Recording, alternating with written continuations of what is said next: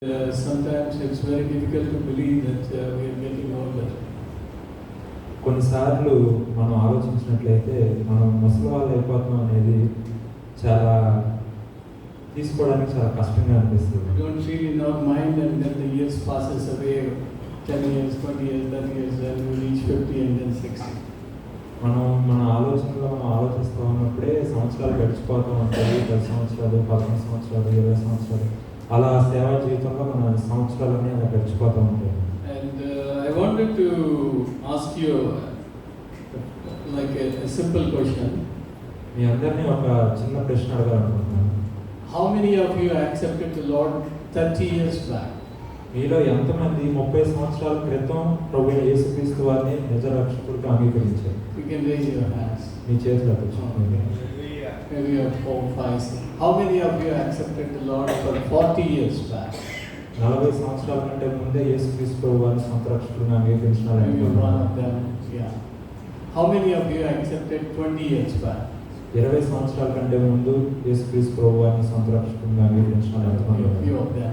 Yeah. And how many of you accepted 10 years back? 10 సంవత్సరాల ముందు. And that's good. There's a lot more than that. And how many of you accepted less than 5 years back? 5 సంవత్సరాల కంటే ముందు యేసుక్రీస్తు ప్రభు వారిని అంగీకరించిన ఎంతమంది? No, 2, 3. Yeah, that's good. That's good to know. Today's message is for all of us, including me. ఈ రోజు నేను చెప్పే వర్తమానము మనందరికీ, మనందరికీ అని Including me also. It's message for me also, for you also, for each one of us.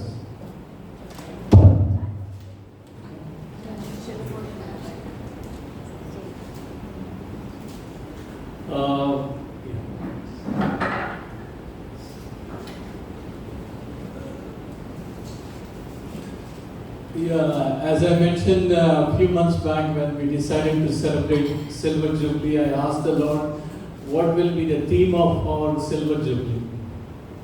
కొన్ని నెలల క్రితం మేము సిల్వర్ జూబ్లీని సెలబ్రేట్ చేసుకున్నప్పుడు 20 సంవత్సరాల వార్షికోత్సవాన్ని యేసుక్రీస్తు ప్రభువా నేను ఈ యొక్క సిల్వర్ జూబ్లీ సెలబ్రేషన్కి అంటే ఏ అంశం గురించి మేము మాట్లాడుకోవాలి, ఏ అంశం గురించి మేము చర్చించుకోవాలని దేవుడిని అడిగాను.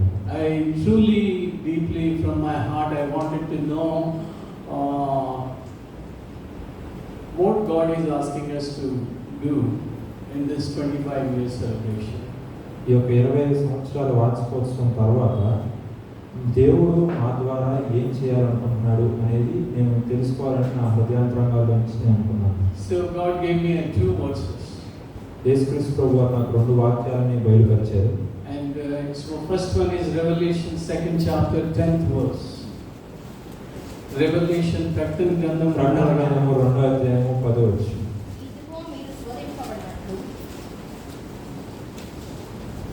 Be faithful unto death. మరణము వరకు కాపురముగా ఉండు. And Micah 6:8. మీకా గ్రంథము 6వ అధ్యాయము 8వ వచనం. మనుష్యుడా ఏది ఉత్తమమో అది నీకు తెలియచేయబడి ఉన్నది. న్యాయముగా నడుచుకొనుటయు, కనికరమును ప్రేమించుటయు, దీన మనసు కలిగి నీ దేవుని ఎదుట ప్రవర్తించుటయు ఇంతే కదా యెహోవా నిన్ను అడుగుచున్నాడు. Yeah, these are the 2 verses God reminded me to focus on. ఈ యొక్క 2 వాక్యాలు దేవుడు నాకు జ్ఞాపకం చేశాడు. వీటిని దేవుడు మాకు ఆ యొక్క సిల్వర్ జూబ్లీ సెలబ్రేషన్కి థీమ్గా ఇచ్చారు. Be faithful unto death. మరణం వరకు నమ్మకంగా విశ్వాసంగా ఉండాలని దేవుడు మాతో మాట్లాడారు. Act justly, love mercy, and walk humbly before the Lord. దేవుని దగ్గర ఒక తగ్గింపు స్వభావం కలిగిన వారే మనం తగ్గించుకుంటా ఆయన ఎదుట ఆయన ప్రేమిస్తా మనము మన యొక్క జీవితాల్లో ఉంటున్న మన విశ్వాస జీవితాన్ని కొనసాగించాలి. As some of you accepted the Lord 40 years back, some of you are 30 years back, some of you are 20 years back, but we all need to continue to walk with the Lord till the end of our life and till the last breath of our lives. మీలో కొంతమంది 10 సంవత్సరాల క్రితం, కొంతమంది 20 సంవత్సరాల క్రితం, కొంతమంది 30 సంవత్సరాల క్రితం దేవుని అంగీకరించి ఉండొచ్చు. కానీ మనము అంతం వరకు అంటే మన మరణం వరకు దేవుణ్ణి వెంబడించాల్సిన వారిలో ఉన్నాం. And we all stumble many times in our walk with the Lord. మనం దేవునితో కూడా ఈ మార్గంలో అడుగులు వేసేటప్పుడు అనేక పర్యాయాలు మనం పడిపోయే స్థితులు మన యొక్క జీవితాల్లో ఉంటాయి. Maybe some of you are accepted the Lord just 5 years back. మీలో కొంతమంది 5 సంవత్సరాల క్రితమే దేవుని నమ్మి దేవుని యొక్క విశ్వాసం ఉంచిన వారుగా ఉన్నారు. They face their trials and temptation and they maybe stumble in their walk with the Lord. వారు కొత్తగా దేవునిలోకి వచ్చారు కనుక వారు దేవునితో కూడా నడవడానికి అనేక రకాలైన ప్రతికూల స్థితులు ఎదుర్కొని ఉంటారు. But remember, the people who accepted 30 years back, they also stumble to walk with the Lord. ఎవరైతే 30 సంవత్సరాల క్రితం కూడా దేవుని యొద్దకు వచ్చారో వాళ్ళు కూడా వారి యొక్క తొలిటి దినాల్లో ఇదే విధమైన శోధనను ఎదుర్కొని వచ్చారు. Even after 30 years, they may face the same challenges. 30 సంవత్సరాల తర్వాత కూడా మరలా అదే విధమైన శోధనలు మనకు ఎదురవుతూ ఉంటాయి. మనం 30 సంవత్సరాలు దేవునిలో విశ్వాసంలో నడిచినా కూడా. And as we continue to walk with the Lord and depend upon the Lord, then only we can finish our race well. మనం ఎప్పుడైతే దేవుని మీద ఆధారపడి మన యొక్క జీవితాన్ని, మన విశ్వాస జీవితాన్ని కొనసాగిస్తామో అప్పుడే మనం మన యొక్క విశ్వాస జీవితాన్ని అంతము ఒక ఉన్నతమైనదిగా మనం ముగించగలుగుతాం. After 40 years or 50 years walk with the Lord, we will not become spiritual giants. మనం 30 సంవత్సరాలు లేదా 40 సంవత్సరాల్లో దేవుణ్ణి నిలబడ్డాము, విశ్వాసంలో బలపడ్డాము అంటే మనమేమి ఆత్మీయంగా గొప్పవారం అయిపోయినట్లు కాదు. And we have to continue to trust the Lord, depend upon the Lord if we want to finish, if we want to be faithful unto death. మనము దేవుని యందు సంపూర్ణమైన విశ్వాసంతో మనము మన యొక్క మార్గంలో ముందుకు కొనసాగాలి. మనం అంతం వరకు దేవునిలో నిలిచి ఉండాలి అంటే ఆ యొక్క విశ్వాసం అనేది మనలో అలాగే నిలిచి ఉండాలి. I want you to read Romans 50 chapter, the 4th verse. రోమీయులకు రాసిన పత్రిక 15వ అధ్యాయం 4వ వచనాన్ని మీరే చదవండి.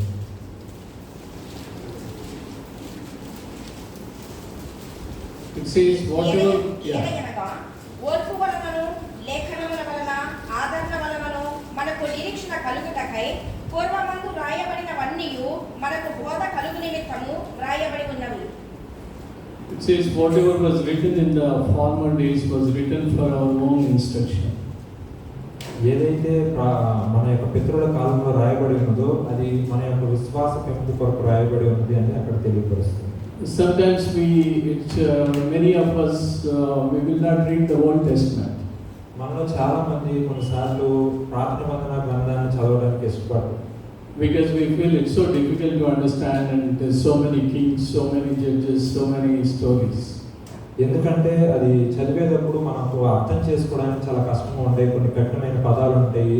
ఆ యొక్క పదాలను అర్థం చేసుకోవడం కానీ లేదంటే మరలా రాసినట్టు మనకు అనిపించడాన్ని బట్టి కానీ మనం దాన్ని చదవడానికి అంతగా ఇష్టపడం. But the Romans 15:4 says it's all written for our good, for our instructions. What was written is to help us to walk with the Lord. ఇప్పుడు మన రోమీయులకు రాసిన పత్రికలో మనం చదువుకున్న యొక్క లేఖనం మనకు ఏం తెలియపరుస్తుంది అంటే అక్కడ ఏదైతే రాయబడి ఉందో అంటే వాక్యంలో ఏదైతే పాత నిబంధన అయినా కొత్త నిబంధన అయినా ఎక్కడైనా కానీ రాయబడి ఉన్న ప్రతిదీ మన యొక్క జ్ఞానం కొరకు మనం దాన్ని తెలుసుకోవాలని మాత్రమే రాయబడి ఉంది కనుక మనం ప్రతిదీ చదవవలసిన వారంగా ఉంది. And if we see the whole Bible from Genesis to Revelation, మనం కనుక ఈ యొక్క బైబిల్ గ్రంథాన్ని ఆదికాండం నుంచి ప్రకటన గ్రంథం వరకు మొత్తం మనం చూస్తే కనుక we can divide into 4 themes. ఆ యొక్క మొత్తం బైబిల్ మొత్తాన్ని మనం 4 భాగాలుగా మనం విభజించగలం. We can take one part as a creation. మొదటి భాగం వచ్చేది సృష్టి యొక్క ఆరంభము, then the fall, తర్వాత మానవుని యొక్క పతనము, then the third is the redemption, మూడవది వచ్చేసి దేవుడు మనకి ఇచ్చిన రక్షణ, and then the fourth one is the restoration. చివరగా వచ్చేసి దేవుడు మనకి ఇచ్చిన సమకూర్పు. As we see in the Bible, in the Old Testament, we see the creation and then the fall and then the process of redemption. మనం పాత నిబంధన గ్రంథం మొత్తంలో మనం ఏం చూస్తామంటే ఆ యొక్క సృష్టి కలిగించబడిన విధానం, అదే విధంగా మానవుని యొక్క పతనము, అదే విధంగా ఏ విధంగా దేవుడు మానవుని యొక్క జీవితంలో మరలా ప్రవేశించి ఆ యొక్క రక్షణని ఇచ్చారనే దాన్ని మనం చూస్తాం. And we see the redemption process, how God was selected Abraham to bring the redemption, to bless the nations. మనం కనుక చూసినట్లయితే అబ్రహాము దేవుని ఎన్నుకొని ఏ విధముగా మరలా జనులందరినీ దేవుని వద్దకు నడిపించడానికి ఇశ్రాయేలీయులు మనం ఎన్నుకున్నారో మనం చూస్తున్నాం. And then after Abraham, Isaac and Jacob and then the Joseph. Abraham తర్వాత ఇస్సాకు, యాకోబు, యోసేపు మనం చూస్తున్నాం అలా తరతరాలు. And then we see all the Israelites were becoming slaves in Egypt. మనం అక్కడ చూసినట్లయితే ఇశ్రాయేలీయులందరూ ఐగుప్తు బానిసత్వంలోకి వెళ్ళినట్టుగా మనం చూస్తాం. Then God chosen Moses to deliver all of them.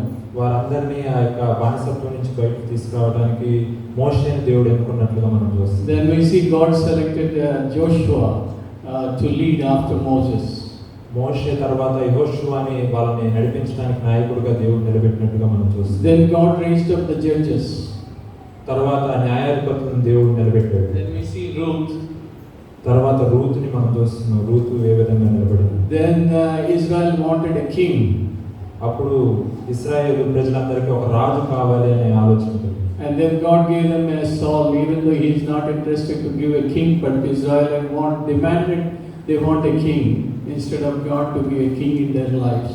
ఇశ్రాయేలు వారి యొక్క రాజు కావాలని వారు అడిగారు కాబట్టి దేవునికి ఇష్టం లేకపోయినా వారికి రాజుని దేవుడు అనుగ్రహించాడు. And then after the Saul we see that David ruled and then the Solomon. సౌలు తర్వాత మనం దావీదుని చూస్తున్నాం. దావీదు తర్వాత సొలొమోను. ఆ విధంగా 3 రాజుల పరిపాలన మనం చూసాం ఇశ్రాయేలు. And we all know after Solomon the kingdom divided into 2. సొలొమోను యొక్క కాలం తర్వాత ఇశ్రాయేలీయులు 2 భాగాలుగా విభజించబడినట్టుగా మనం చూస్తాం. The one is Israel and then the other one is Judah. కొంత 10 గోత్రాల ఇశ్రాయేలీయుల వారు, 2 గోత్రాల యూదుల వారు. And then if you read in the Old Testament you see most of all of the kings in the Israel kingdoms were bad. They were not good guys, they were bad guys. ఇశ్రాయేలు రాజులుగా ఎవరైతే నియమించబడ్డారో ఆ నియమించబడిన చాలా మంది రాజులు వారు మంచి రాజులుగా ఉండలేకపోయారు. They did not walk with the Lord. దేవునితో కూడా నడవలేకపోయారు. And then the same thing happened in Judah, kingdom of Judah after Solomon. And there some of the kings were good, some of them were not very good. ఆ తర్వాత కాలంలో యూదులకి రాజులుగా ఎవరైతే ఉన్నారో వాళ్ళ విషయంలో కూడా అదే జరిగింది. కొంతమంది మంచి రాజులుగా దేవుని యొక్క మార్గంలో నడిచారు, కొంతమంది ఆ యొక్క దేవునితో కూడా నడిచిన అనుభవం లేని వారుగా ఉన్నారు. And we will study briefly about one of the king today. మనము ఈ యొక్క దినమున వాళ్ళలో ఒక రాజుని గురించి మనం కొంచెం తెలుసుకుందాం. I want you to open your Bibles to 2 Chronicles 14th chapter. 2 కొరింథీయులకు రాసిన 2 Chronicles 2 దినవృత్తాంతాలు రాసిన 2 దినవృత్తాంతాలు 13 అధ్యాయం 7వ వచనం.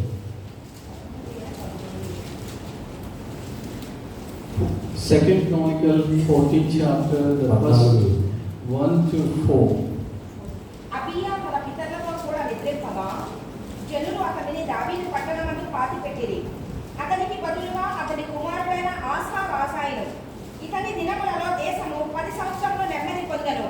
ఆసా తన దేవుడైన యెహోవా దృష్టికి అనుకూలముగాను యథార్థముగాను నడిచిన వాడై అన్య దేవతల బలిపీఠములను పడగొట్టి ఉన్నత స్థలములను పాడు చేసి ప్రతిమలను పగలగొట్టి దేవతా స్తంభములను కొట్టివేయించి వారి పితరుల దేవుడైన యెహోవాను ఆశ్రయించుటకును ధర్మశాస్త్రమును బట్టియు విధిని బట్టియు క్రియలు జరిగించుటకును యూదా వారికి ఆజ్ఞాపించి. When Asa, King Asa became a king and he did what was good and right before the eyes of the Lord.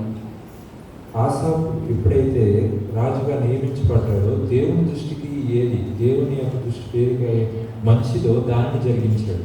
And he also commanded the people to seek the Lord of God of their fathers. ఇక్కడ ఆసాపు తన యొక్క రాజ్యంలో ఉంటున్న ప్రజలందరికీ మన యొక్క పితరుల దేవుడైన యెహోవాను గురించి మీరు ధ్యానం చేయండి, ఆయన నమ్మండి అని చెప్తున్నారు. So he was a good king and he walked with the Lord and he wanted to do what God is expecting him to do. ఆయన ఒక మంచి రాజుగా ఉంటున్నాడు కనుకనే ఆయన దేవునితో కూడా నడుస్తూ దేవుడు ఆయన నుంచి ఏదైతే కోరుకుంటున్నాడో దాన్ని వారి యొక్క రాజ్యంలో ఉంటున్న జనాలకు తెలియపరుస్తుంది. If you read the whole chapter in 14th chapter, you will see there are many good things that a King Asa did. ఈ యొక్క 2 దినవృత్తాంతాల అధ్యాయం 14వ అధ్యాయం మొత్తం మీరు కనుక చదివినట్లయితే ఎన్నో మంచి విషయాలు ఆసాపు రాజు వారి యొక్క రాజ్యంలో ఉంటున్న ప్రజలకు చేసినట్లుగా మనం చూస్తున్నాం. And we will not read the whole chapter, but we will read again 14th chapter, 8 and 9 verses. మనం పూర్తి అధ్యాయం చదవట్లేదు కానీ ప్రస్తుతానికి 8వ అధ్యాయం 9వ వచనం.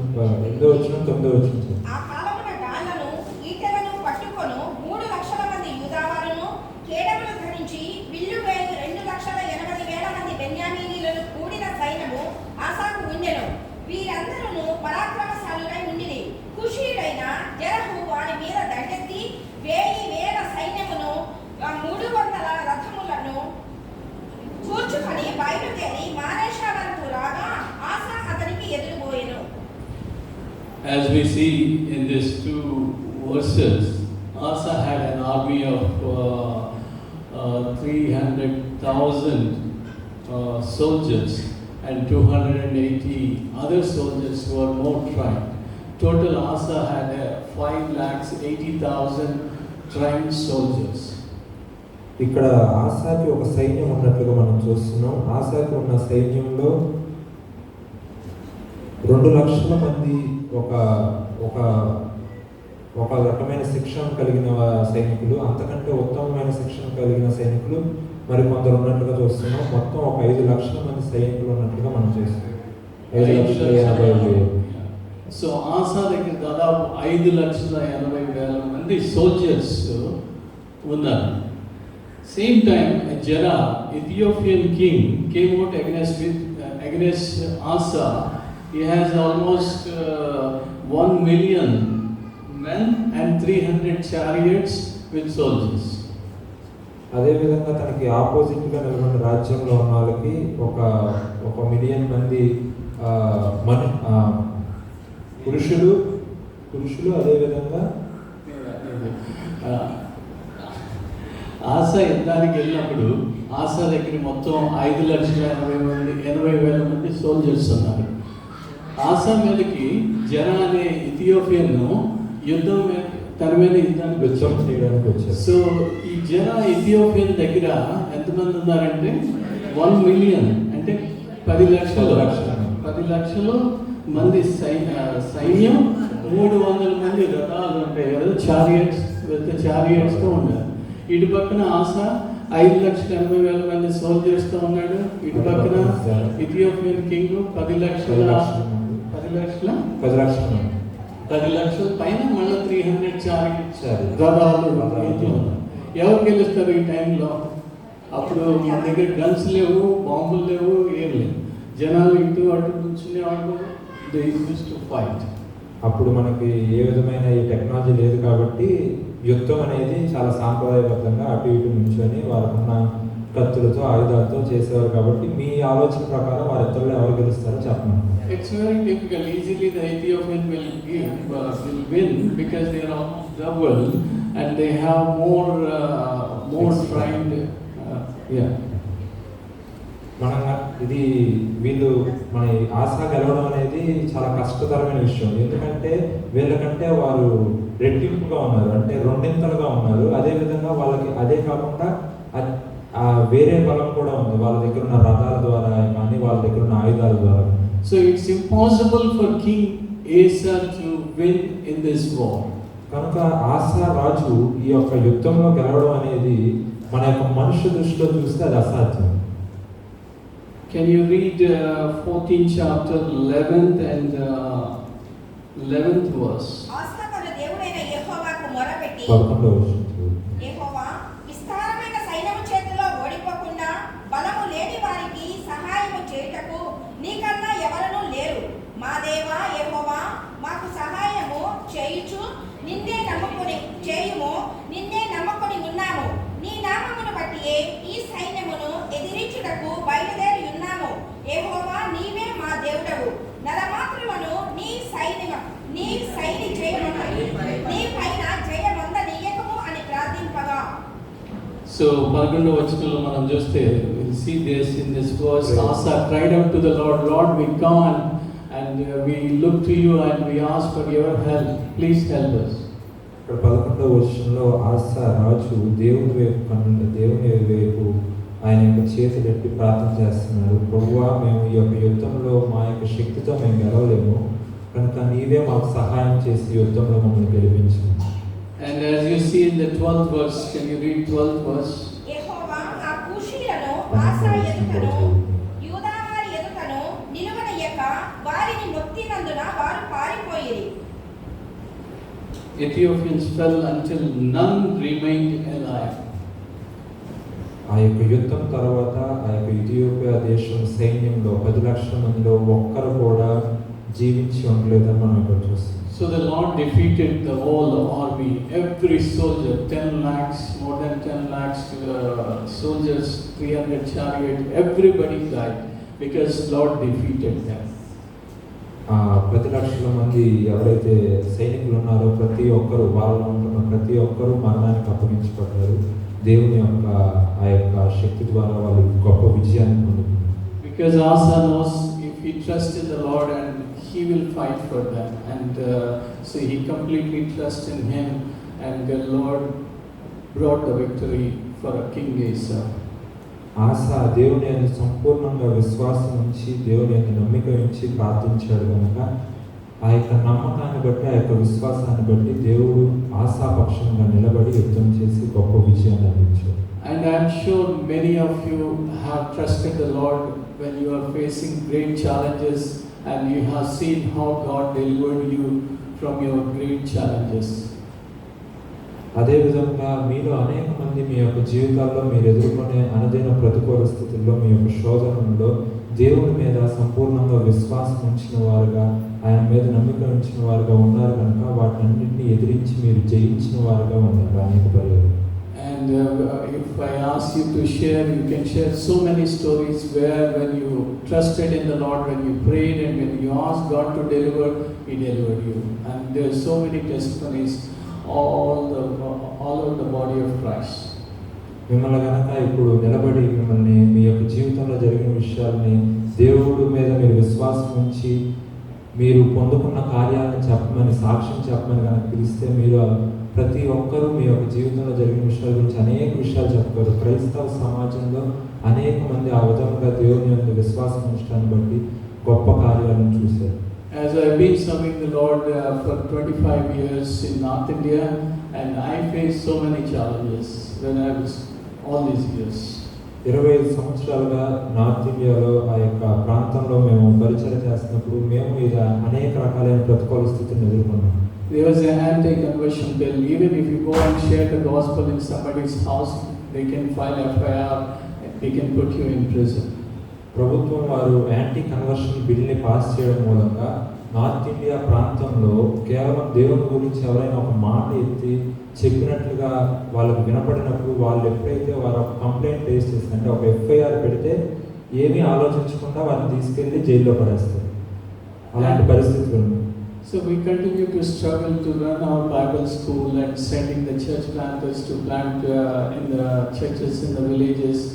But God protected in every year in many dangerous situations in all these years.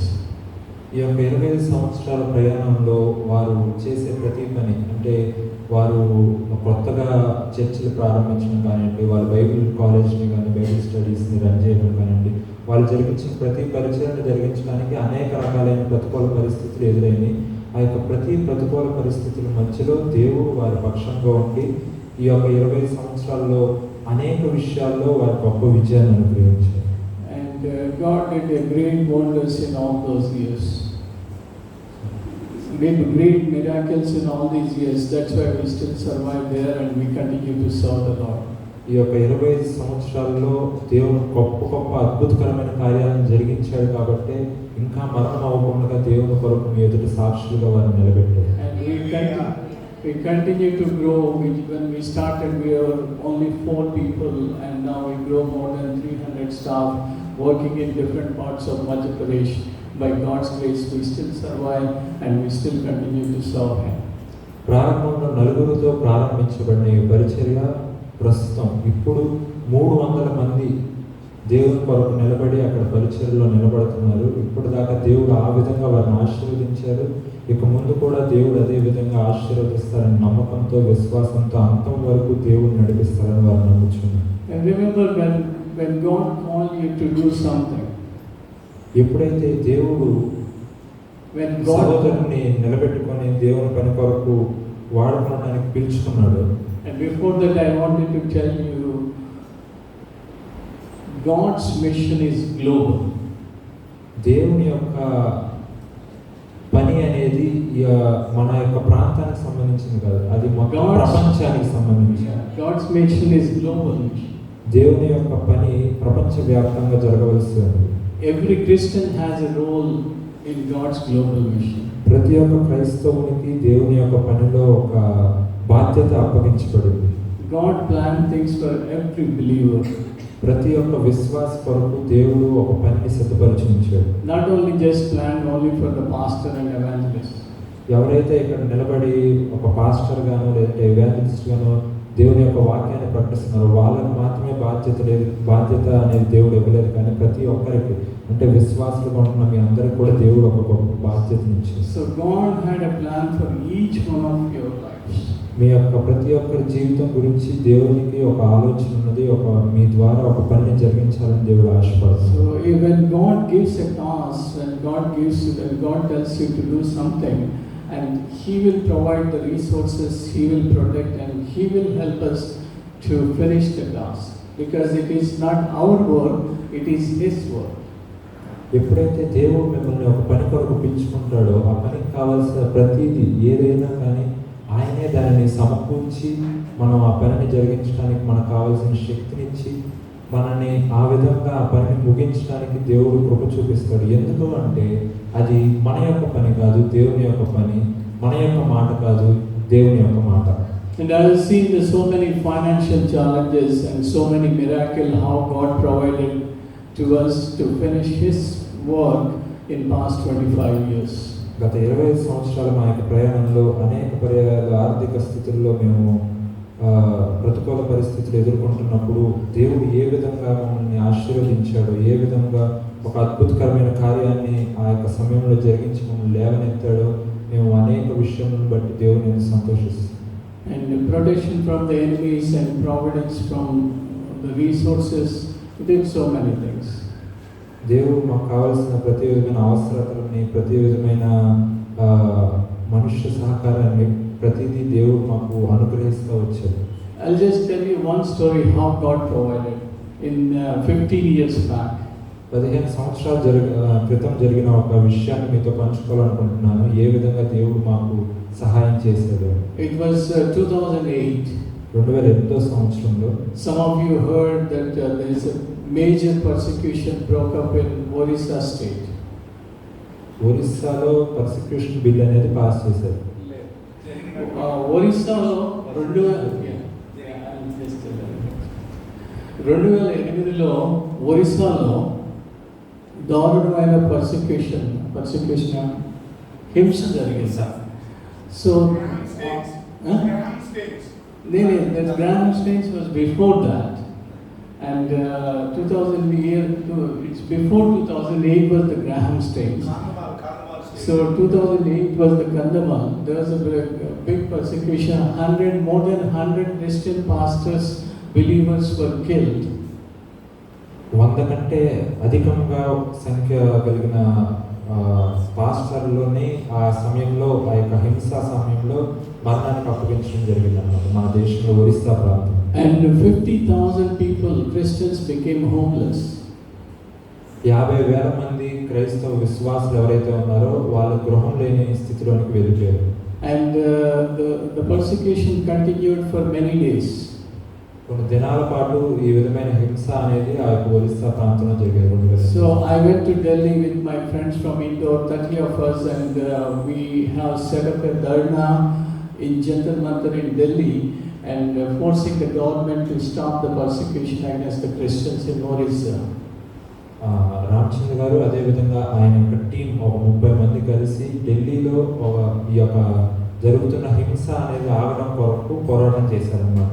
And then I visited the Orissa state. Orissa ప్రాంతానికి వారు వెళ్ళారు ఆ పరిస్థితిని చూడడానికి. I've seen hundreds of children on the tents. కొన్ని వందల మంది పిల్లలు టెంట్లో ఉండడాన్ని అక్కడ చూస్తున్నారు. And then I've seen this one girl was gang raped and burned. Most of her body was burned. అక్కడ ఉంటున్న యొక్క పిల్లల్లో ఒక పాప కొంతమంది వ్యక్తుల ద్వారా ఆ యొక్క రేప్ చేయబడిన పరిస్థితి, ఆ యొక్క శరీరం అంతా ఆ యొక్క గాయాలతో ఉంది. It was a disaster. I never see people in that condition anytime in my life. It was so disastrous. అది చాలా భయంకరమైన పరిస్థితి అన్నమాట. మన యొక్క జీవితంలో ఎప్పుడూ చూడనంత విధముగా అక్కడ ఉంటున్న పరిస్థితులు, అక్కడ ఉంటున్న వ్యక్తుల యొక్క జీవితాల్లో ఉంటున్న పరిస్థితులు కనబడవు.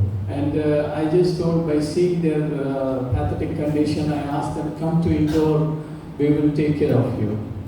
వాళ్ళ యొక్క దీన స్థితిని మేము చూసి వారందరినీ మేము ఇండోర్ని తీసుకెళ్తాము, మీరు రండి, మేము జాగ్రత్తగా అక్కడ ఇండోర్లో చూసుకుంటామని రామచంద్ర గారు వారు చెప్పారు. Then I left to Indore and suddenly after 10 days 240 people came from Odisha to Indore.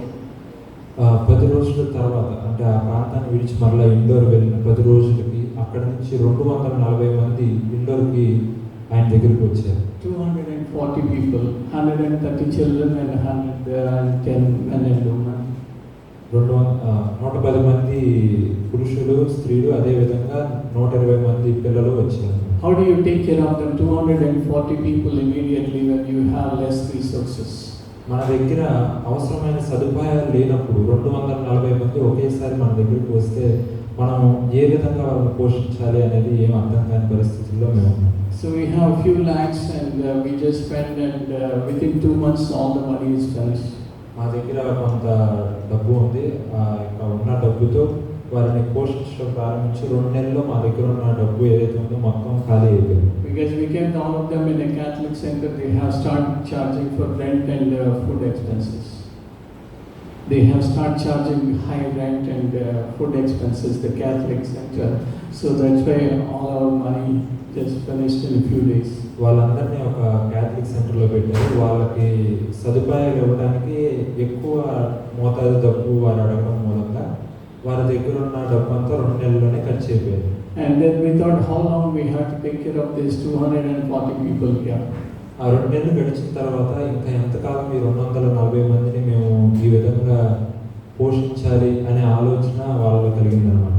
So that time we have around half acre land, around 20,000 square feet land with us, and God spoke to us, give it to the ministry, and then I will bless that work. అప్పుడు వారి దగ్గర ఒక 6 ఎకరం భూమి ఉంది. ఆ యొక్క 6 ఎకరం భూమిని గురించి దేవుడు సెలవిచ్చిన మాట, దేవుడు ఆ యొక్క భూమిని దేవుని యొక్క మినిస్ట్రీ కొరకు ఏమని దేవుడు మాట్లాడాడు. And it was sure it was from God because I made sure that it is confirmed by few more people, and we did that, and then we thought to build small housing for all these 240 people there. ఇది దేవుడి నుంచి వచ్చిన మాటే అని నాకు confirmation జరగడం కోసం నేను నాకు తెలిసిన వారి ద్వారా కూడా నేను కన్ఫర్మేషన్ తీసుకున్న తర్వాత దేవుడి నుంచి వచ్చిన మాట అని నేను విశ్వసించి ఆ ఉంటున్న 6 ఎకరం భూమిలో ఈ యొక్క 240 మంది కొరకు ఇల్లు కట్టాలి అని ఆయనకి ఆలోచన దేవుడు ఇచ్చారు. And during that time God sent a man from all the way from Cyprus, a Greek man from Cyprus. Some of you read Barnabas that comes from Cyprus city. Cyprus is a country. ఆ దేశంలో cypress అనే దేశంలో ఒక Christian Greek అన్నమాట, Greek అతను ఇండియాలో persecuted క్రిస్టియన్స్కి ఇలా సహాయం చేయడానికి సహాయం చేయడానికి సైప్రస్ అనే ప్రాంతం నుంచి ఒక గ్రీక్ వ్యక్తి ఇండియాలో ఈ పర్సిక్యూషన్ పరిస్థితులను బట్టి వారికి సహాయం చేయడం కొరకు ఆయన వచ్చి వీళ్ళకి సహాయం చేసినట్టుగా చెప్తున్నారు. సో నా ఫోన్ నెంబర్ తీసుకుని నాకు ఫోన్ చేశాడు. మార్నింగ్ వచ్చాడు 10 o'clockకి. He left at 4 o'clock. అతను చూశాడు నేనంతా చేస్తున్నంత ఈ పర్సిక్యూటెడ్ క్రిస్టియన్స్ మేము చేస్తున్నంత చూసి ఈ told me Ramachandra, why don't you buy more land and build a home and school for these children. ఆ యొక్క పరిస్థితులన్నీ ఆయన చూసిన తర్వాత ఆయన ఒక మాట అన్నారనమాట, మీరు కేవలం ఇల్లు మాత్రమే ఎందుకు, ఇల్లుతో పాటు ఒక స్కూల్ కూడా, అంటే పిల్లలు ఒక 130 మంది వచ్చారు కాబట్టి వారికి స్కూల్ కూడా ఎందుకు కట్టకూడదు అన్నారు. And to cut short the story, this man who just came for few hours all the way from Cyprus, small country, not American, not European, he just gave 10 crores in our ministry account. ఈ యొక్క Greek వ్యక్తి ఎవరైతే ఉన్నారో ఆయన ఒక చిన్న ప్రాంతం, cypress అనే ఒక చిన్న కంట్రీ నుంచి వచ్చి ఆయన ఈ పరిస్థితులన్నింటినీ చూసి ఆయన కలిగి ఉన్న దానిలో 10 కోట్ల రూపాయలు కేవలం ఆ పరిస్థితిని చూసి ఆ యొక్క పని కొరకు ఇచ్చారన్నమాట. And can you imagine how God provides?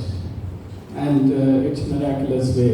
If you just think about it, if I wanted to go and raise 1 crore, how difficult it is.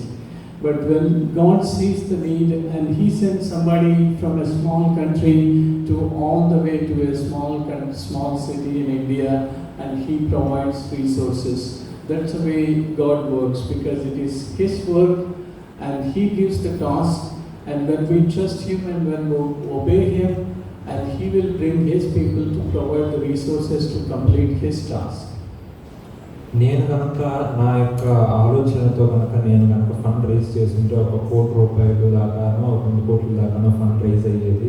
కానీ దేవుడు ఆ యొక్క పనిని జరిగించాలనుకున్నాడు కాబట్టి ఆ యొక్క పనిని జరిగించడం కొరకు ఎక్కడో ఉంటున్న ఒక వ్యక్తిని మన యొక్క దేశంలో, ఒక రాష్ట్రంలో ఉంటున్న ఒక ప్రాంతానికి ఆయన నడిపించి ఆ యొక్క పరిస్థితులు ఆయన చూపించి, అది దేవుని పని కనుక దేవుడే దానికి కావాల్సిన ప్రతిదీ సమకూర్చడం కొరకు, ఆ యొక్క రిసోర్సెస్ కొరకు కావాల్సిన మొత్తం డబ్బును ఆయన ద్వారా దేవుడు అనుగ్రహించాడు. So when we trust, as King Asa trust in the Lord, and God defeated the army, Ethiopian army.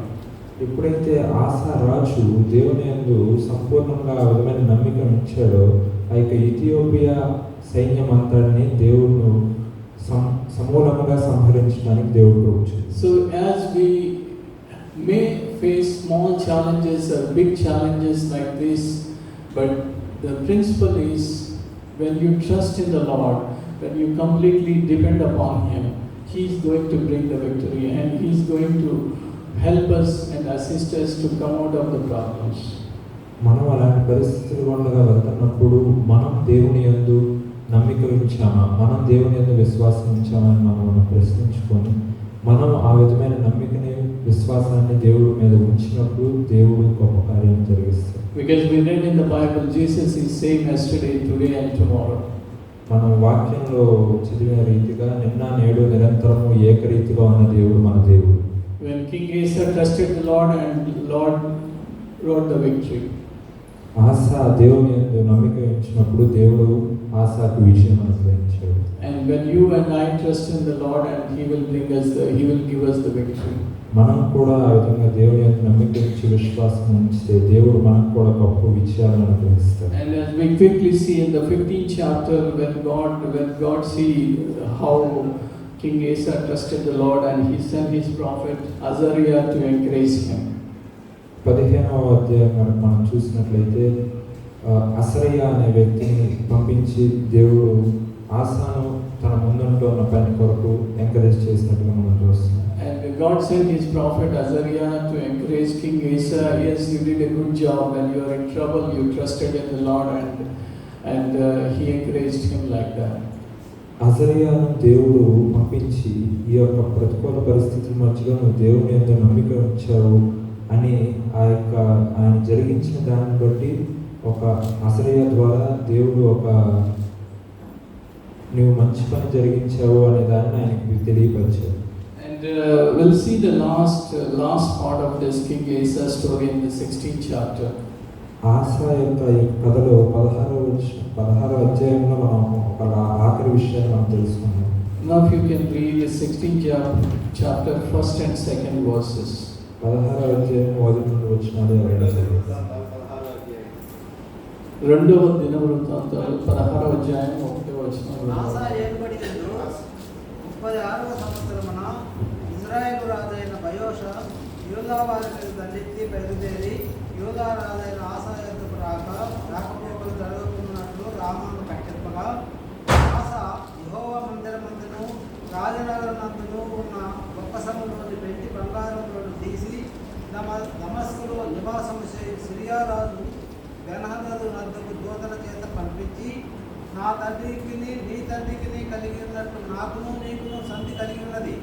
వెండి బంగారము నీకు పంపి ఉన్నాను. ఇశ్రాయేలు రాజైన బయోష నన్ను విడిచి అవలికి పోనట్టుగా నీకు అతనితో చేసి ఉన్న సంధిని భంగము చేయమని వర్తమానం చేశాను.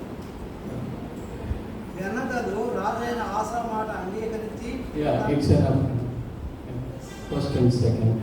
You see, the King Asa trusted in the Lord for 35 years and he did what was good and right in the sight of the Lord.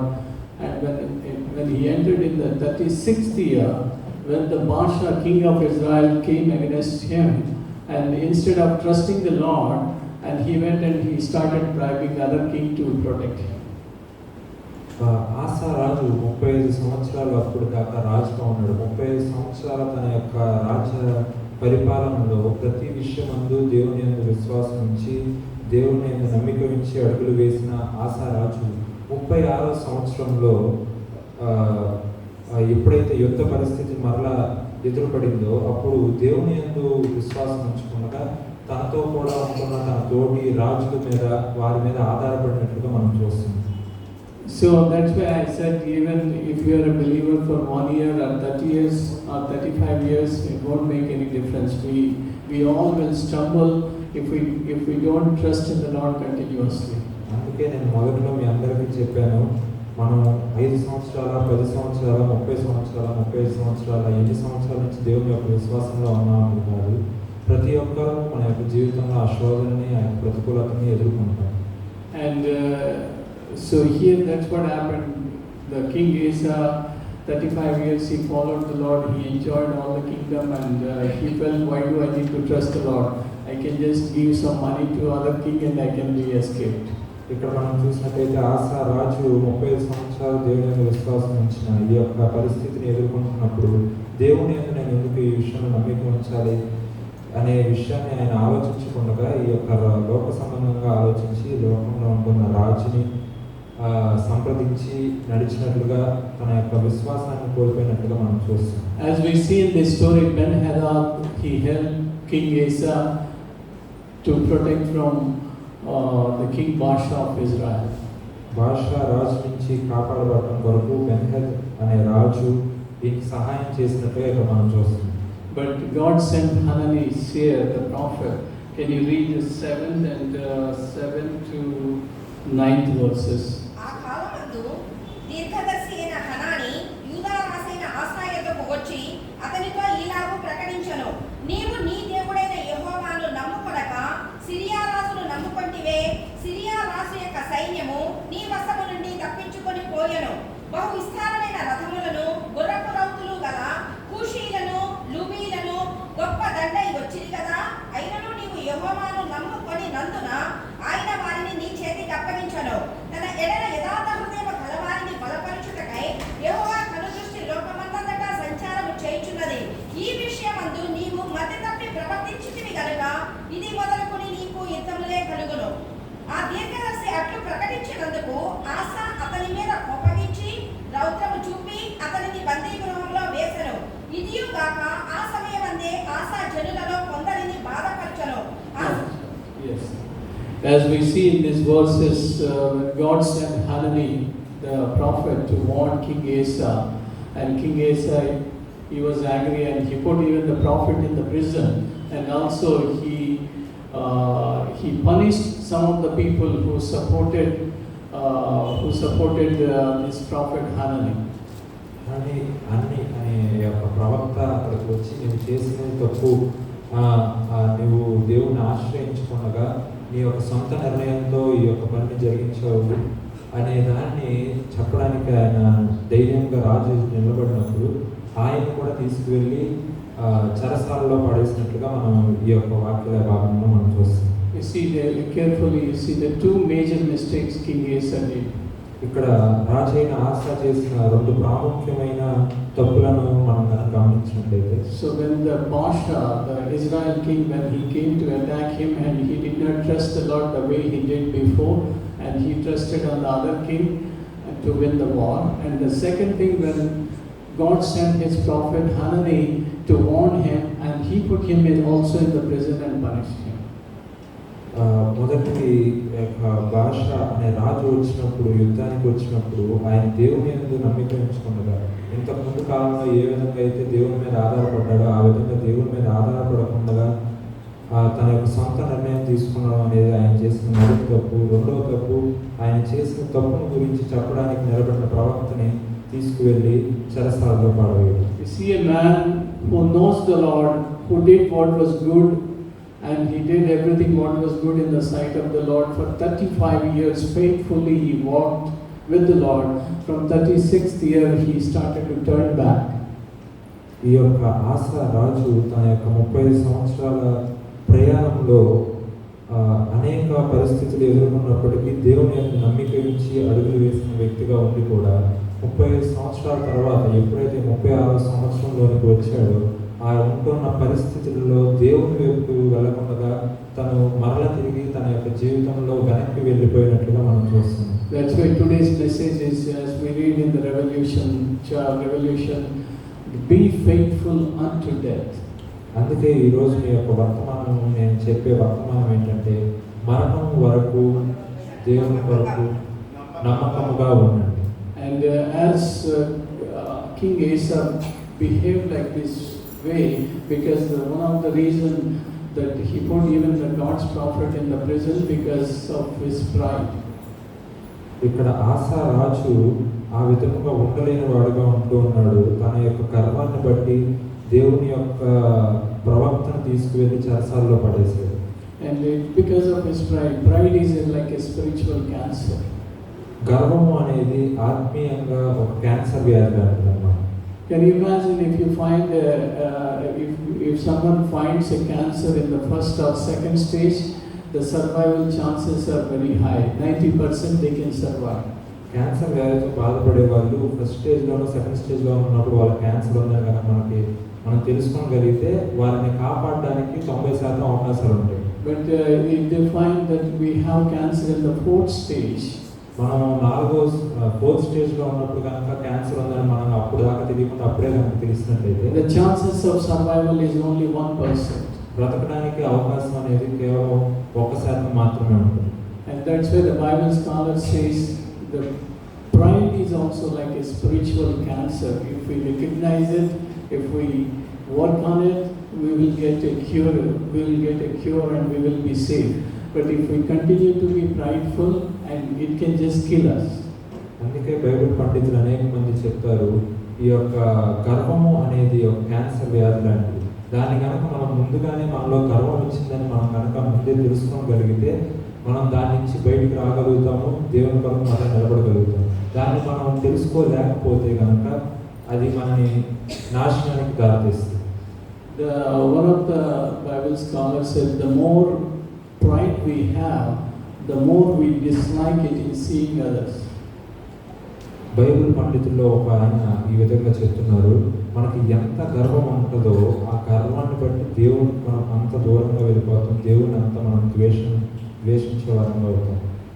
The more pride we have, the more we dislike in seeing others. మనం ఎంత గర్వం మనలో ఉంటే మనం వేరే వాళ్ళని చూడడానికి, లేదంటే వేరే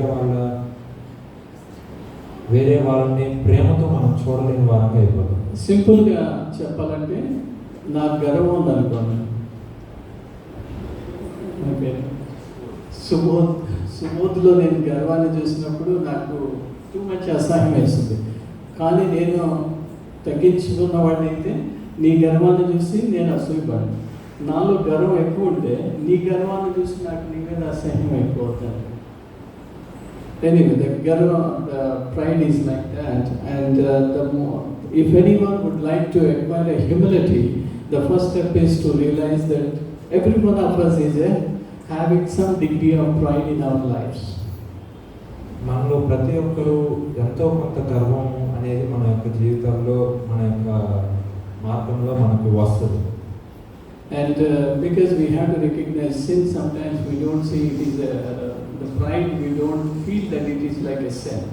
మనం అనేక సార్లు గర్వం అనేది ఒక పాపం లాగా మనం చూడం, కానీ గర్వం కూడా ఒక పాపం లాంటిది అన్నమాట. And it's not papam lantadi papam. పాపం. So sin first blinds us. పాపం అనేది మొదట మన యొక్క కన్నులను కనపడకుండా మనం మూసేస్తాం అన్నమాట మన ముందు నుంచి. It blinds us, then binds us, then it grinds us.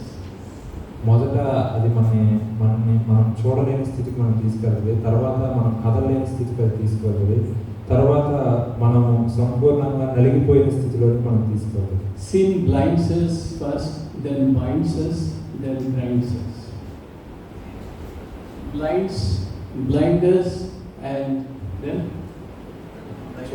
చూడలేని స్థితిలోకి తీసుకెళ్తుంది, మనం కదలలేని స్థితిలోకి తీసుకెళ్తుంది, మనం నలిగిపోయే స్థితిలోకి తీసుకెళ్తుంది. చివరికి బానిస లాగా. Yeah. Any sin, you just do a research. First it says, okay, no problem, you can do that, you can get rid of it. Then it makes us blind. Then it takes us to the second step, it makes us blind. Then it makes us blind. ఎలాంటి పాపమైనా కానీ ఇది మనం చేయొచ్చు అన్నట్లుగా మొదట మనకు అనిపిస్తుంది. అలా అనిపిస్తేనే మనం చేయడం మొదలు పెడతాం. తర్వాత ఆ పాపం మనల్ని మెల్లగా మన కళ్ళ గుడ్డితనాన్ని కలిగజేస్తుంది. ఆ తర్వాత మనం కదలలేని స్థితిలోనికి, అంటే దానికి సంపూర్ణంగా మనం దాసోహం అయిపోతాం అన్నమాట. చివరికి మనం ఆ యొక్క మరణానికి అప్పగించబడే స్థితిలోనికి వెళ్తాం. You just read in the King Asa story, 14th chapter, 15th chapter, 16th chapter. You can see the King Asa's life. He has seen how God rescued him from a big war, but he blinded second time after 35 years by seeing the small army. He blinded, and instead of depending upon God, he depended upon some other king to rescue him. So when you read these 3 chapters of King Asa, you see how sin blinded King Asa, how it binds him. Even when the prophet went and challenged, warned King Asa, even though he is not repented, and he put him in the prison. Because King Asa was blinded, binded, and he was grinded. That's why he did all these crazy things. 14, 15, 16 అధ్యాయాల్లో మనం ఈరోజు చదివిన లేఖన భాగంలో మొదట ఆసాకి యుద్ధకరమైన పరిస్థితులు ఎదురైనప్పుడు తనకంటే రెట్టింపు సైన్యం కలిగిన వారిని ఎదుర్కొనడానికి కూడా దేవుని మీద ఆధారపడి గొప్ప విజయాన్ని పొందాడు. కానీ 16వ అధ్యాయానికి వచ్చేసరికి తన యొక్క కళ్ళ గుడ్డితనం కలిగింది కనుక తనకంటే తక్కువ సైన్యం కలిగిన వారితో కూడా యుద్ధం చేయడానికి భయపడిన వారుగా, లేదా వేరే వాళ్ళ మీద ఆధారపడిన వాడుగా, దేవుడి మీద ఆధారపడకుండా వేరే వాళ్ళ మీద ఆధారపడిన వాడుగా ఉంటున్నాడు కనుక గుడ్డితనం కలిగినట్లుగా మనం చూస్తున్నాం. ఆ తర్వాత దేవుడు హెచ్చరిస్తా దేవుని యొక్క ప్రవక్తను పంపించిన ఆ యొక్క ప్రవక్తన మాటను కూడా లెక్క చేయని స్థితిలోనికి వెళ్ళడాన్ని బట్టి తన యొక్క జీవితంలో ఆ యొక్క బంధించబడిన స్థితిలోనికి, అంటే పాపం ద్వారా బంధించబడిన స్థితిలోనికి వెళ్ళిపోయినట్లుగా మనం చూస్తున్నాం. Sin makes us sick and stupid. పాపము అనేది మనని అనారోగ్యం, it makes us sick, it makes us addictive, and it makes us stupid. వ్యసనం అంటే పాపము, sin makes us sick. అనారోగ్యం క్షీణింపజేస్తుంది, and it makes us stupid. వెదవలాగా చేసేసి, ఎందుకంటే we will not use the common sense when we are binded with sin. మనం పాపం ద్వారా బంధించబడితే మన యొక్క ఆలోచనలని అక్కడ పనిచేయమన్నమాట. మనం కామన్ సెన్స్ ఆలోచించి I don't know about you, మీ గురించి నాకు తెలియదు, కానీ నేను కొన్నిసార్లు తప్పు చేసినప్పుడు నేను ఆలోచించుకుని ఎంత వెదవరా అసలు ఎలా చేశాను అలాంటి తప్పు, it's two foolish, how stupid, why did I do that? And because sin makes us stupid and do stupid things. కొన్నిసార్లు మీ గురించి నాకు తెలియదు, కానీ నా యొక్క జీవితంలో అయితే కొన్ని తప్పులు నేను చేసినప్పుడు మరలా వెనక్కి తిరిగి చూసుకుంటున్నప్పుడు నేను అసలు ఇలాంటి పని ఎలా చేశాను, ఇంత బుద్ధిహీనంగా ఎలా ఆలోచించాను అని నేను అనుకుంటూ ఉంటాను అన్నమాట. మన కింగ్ ఏసా స్టోరీలో ఆల్రెడీ చూసాను, అంత స్టూపిడ్ కదా వీడు, అంత దేవుడు అంత బ్లెస్ చేసి అంత యుద్ధంలో గెలుపొందినా ఎలాంటి తప్పు చేసి అలా వెళ్ళిపోయాడు, ఎంత వెదవీడు మనం అనిపించింది. అలాంటి వెదవ పనులు మనం కూడా చేస్తూ ఉంటాం. That's why sin makes us stupid. So we have to be careful. We have to trust on Him to finish our race well, to be faithful unto death. ASHA కథలో మనం చూసినట్లుగా ఆయన అంత మంచిగా దేవుని కొరకు దేవుడు ఆయన పక్షంగా ఉన్నప్పటికీ దేవుని విడిచి తన యొక్క సొంత ఆలోచన చేసిన వాడుగా ఉన్నదాన్ని బట్టి ఆయన యొక్క గదవలాగా మనకి అనిపిస్తుంది. మనం చూసినప్పుడు మన యొక్క జీవితంలో కూడా ఇలాంటి గదవ పనులు ఎన్నో చేసి ఉంటాము. మనం వెనక్కి తిరిగి ఒకసారి మనం చూసుకోవాలి. And at the end, I want you to read 16th chapter, 12th verse and 13th verse. 16వ అధ్యాయం 12వ వచనం 13వ వచనం మనం చూస్తాం. ఆసా తన ఏలుబడి యందు 39వ సంవత్సరమున పాదములలో జబ్బు పుట్టి తాను బహు బాధపడినను దాని విషయములో అతడు యెహోవా యొద్ద విచారణ చేయక వైద్యులను పట్టుకొనెను. ఆసా తన పితరులతో కూడా నిద్రించి తన ఏలుబడి యందు 41వ సంవత్సరమున మృతి నొందగా. Can you see this? It's surprising. Like a king who followed the Lord for 35 years, he messed up his life in the 36th year, and God gave him 4 years' time to repent. So even when he was 39th year, when he was sick, he did not want to seek the Lord, and he wanted to seek the physician's help to get cured.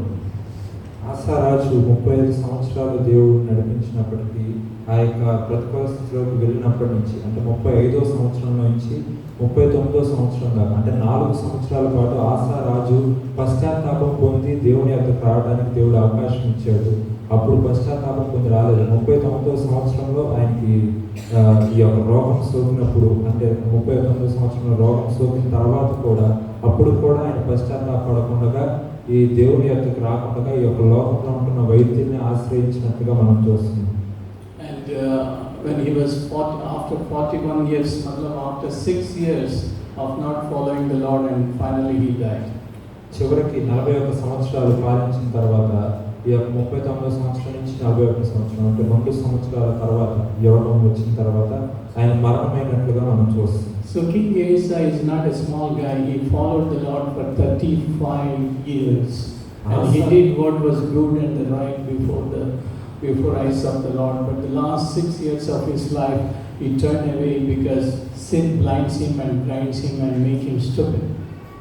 ఆసారాజు ఒక సాధారణమైన విశ్వాస జీవితాన్ని జీవించాడు. 35 సంవత్సరాల పాటు ఎంతో ఒక ఉన్నతమైన గొప్ప విశ్వాస జీవితాన్ని జీవించాడు. కానీ ఎప్పుడైతే ఒక తప్పు జరిగిందో ఆ తప్పు జరిగిన కాడి నుంచి ఆ యొక్క పాపము తన యొక్క జీవితంలో ఆ యొక్క గర్వాన్ని బట్టి ఆ యొక్క పాపము ప్రవేశించినప్పటి నుంచి 6 సంవత్సరాల కాలంలో ఆ యొక్క పాపం అనేది ఆయన చూడలేని స్థితిలోనికి ఆయన బంధించబడిన స్థితిలోనికి తీసుకువెళ్ళి ఆఖరికి మరణానికి తీసుకువెళ్ళింది. There are 3 faults there were 3 major mistakes King Asa did. 3 major reasons why he behaved like that. ఆసారాజు ఈ విధంగా ప్రవర్తించడానికి 3 కారణాలు ఉన్నాయి. And the first one is we have seen after 35 years he has his faith in declining faith. We can see in his life. మొదటిది వచ్చేసి విశ్వాస జీవితంలో 35 సంవత్సరాల తర్వాత ఆయన విశ్వాసం అనేది పడిపోయింది. విశ్వాసం పడిపోయినది కాబట్టి దేవుడి మీద విశ్వాసం చూపించకుండా వేరే రాజు మీద విశ్వాసం ఉంచారు. There was an increasing pride. The pride was increasing. ఆయనలో గర్వం అనేది పెరిగింది. And there was even Hanani warned him, he did not listen. So there was unteachable spirit in King Asa's life. అననీయ తన దగ్గరికి వచ్చి వార్న్ చేసినప్పుడు దాన్ని తీసుకునే స్థితిలో ఆయన లేడనమాట.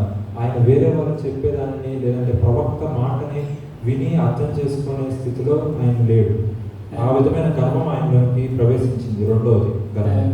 And if we want to be faithful till the death, మనం దేవుని కొరకు అంతం వరకు నమ్మకంగా ఉండాలి అనుకుంటే, and we have to trust on him, and we have to make sure our faith don't decline year by year but increases our faith and our dependency towards God.